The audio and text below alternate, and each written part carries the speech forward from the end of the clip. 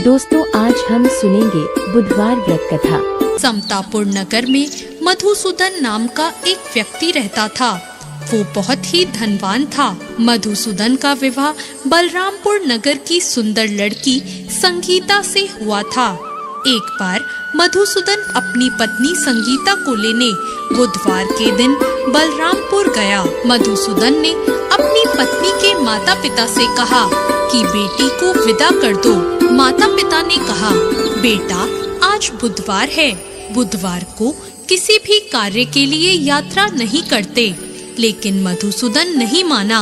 उसने ऐसी शुभ अशुभ बातों को ना मानने की बात कही और फिर उसने अपनी पत्नी को लेकर बैलगाड़ी से यात्रा प्रारंभ कर दी। 2 कोस की यात्रा करने के बाद उसकी गाड़ी का एक पहिया टूट गया और वहां से दोनों ने पैदल ही यात्रा को शुरू किया। रास्ते में संगीता को प्यास लगी। मधुसूदन उसे एक पेड़ के नीचे बैठाकर जल लेने चला गया। थोड़ी देर बाद जब मधुसूदन कहीं से जल लेकर वापस आया तो वो बहुत हैरान हो गया, क्योंकि उसकी पत्नी के पास उसकी ही शक्ल सूरत का एक दूसरा व्यक्ति बैठा था। संगीता भी मधुसूदन को देखकर हैरान रह गई और वह दोनों में कोई अंतर नहीं कर पाई। मधुसूदन ने उस व्यक्ति से कहा, तुम कौन हो और मेरी पत्नी के पास क्यों बैठे हो? मधुसूदन की बात सुनकर उस व्यक्ति ने कहा, अरे भाई, ये मेरी पत्नी संगीता है। मैं अपनी पत्नी को ससुराल से विदा करके लाया हूँ। लेकिन तुम कौन हो जो मुझसे ऐसा प्रश्न कर रहे हो?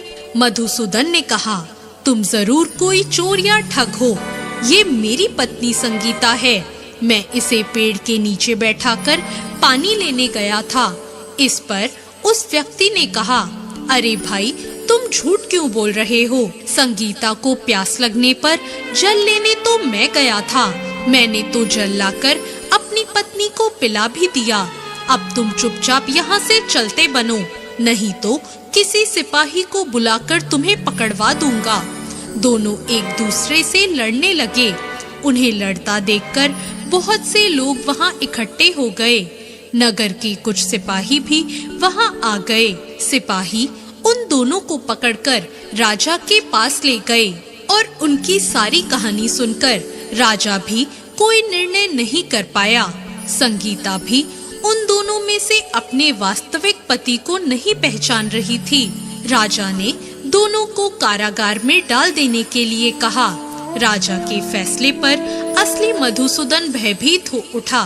तभी आकाशवाणी हुई, मधुसूदन, तूने संगीता के माता पिता की बात नहीं मानी और बुधवार के दिन अपनी पत्नी को अपने ससुराल से लेकर घर की ओर प्रस्थान किया।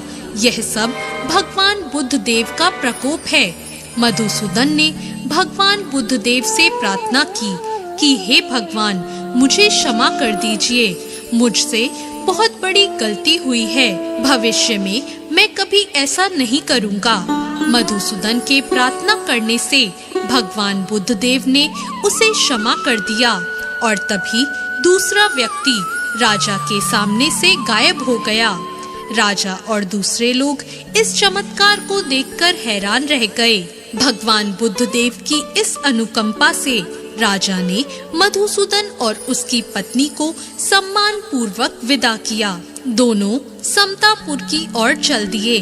मधुसूदन और उसकी पत्नी दोनों बुधवार को व्रत करते हुए आनंद पूर्वक अपना जीवन बिताने लगे और इसी तरह भगवान बुद्ध देव की कृपा से उनके यहाँ खुशियाँ बरसने लगी। और इसी तरह जो भी विधिवत बुधवार का व्रत करके कथा सुनते हैं, भगवान बुद्ध देव उनके सभी कष्टों को दूर करते हैं।